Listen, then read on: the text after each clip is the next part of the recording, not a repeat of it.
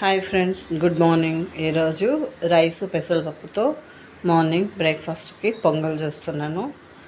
చాలా టేస్టీగా ఉంటుంది పొంగల్. వేడివేడి పొంగల్లో మెదు వడ వేసుకొని, పల్లీల చట్నీ లేకపోతే సాంబార్ వేసుకొని తింటే, నెయ్యి వేసుకొని జీడిపప్పు వేసి చేసుకొని తింటే పొంగలు అదిరిపోతుంది.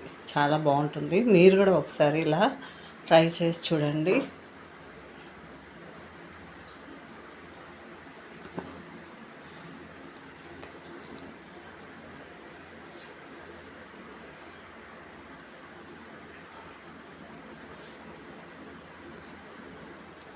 నెయ్యి వేసుకొని వేడి వేడిగా పొంగల్